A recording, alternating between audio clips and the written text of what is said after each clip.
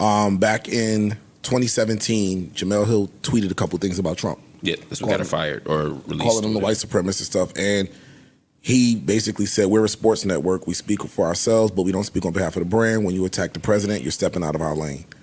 So he kind of sided with the company over her. Well, who's surprised to hear? No, I'm saying who's surprised to hear that Stephen A. is a company man? But he could have said nothing. He could have said nothing. Which is his point to check carry, unless ESPN told him to say something. That's not what a company man is, though. Good point. Saying nothing. I'm just trying to see where the smoke was in that. Like, I don't No, I remember all of that when Trump ran and Jemele and Michael and ESPN had a slew of very intelligent black people that were on air using their platforms to say, yo, dog.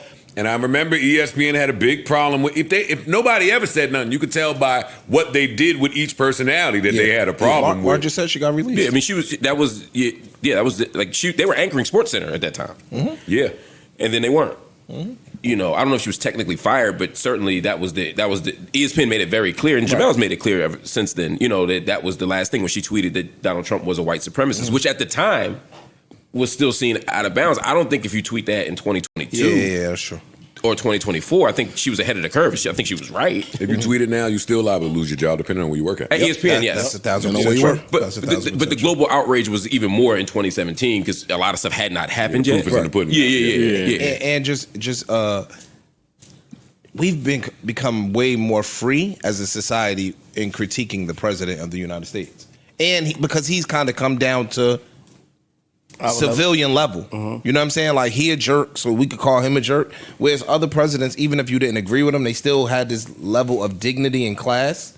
George Bush, people didn't like him, but he was still a likable guy because he maintained a certain level of decorum. This motherfucker right here, like, he from the slums. But it's also who the Asbury ESPN Park. There it is. The ESPN audience is a different audience too, because a lot of times we think about who we watch ESPN with. But most of the country that watches ESPN, it's the people that's watching NASCAR. It's the people that's watching that ain't what they want to hear. That ain't what they want to hear. Right. Half the country is pissed off that they even anchor in SportsCenter to black people at the same time. They didn't like when Stuart Scott was dropping a rap lyric. You know what I mean? Rest in peace. Rest in peace to the great Stuart Scott. But when you talk about, like, now you're talking about my president, half the country voted for this motherfucker at the time. And now more than half. So, like, that was, really good point. ESPN is thinking about the money. Really good point. Well, there you have it.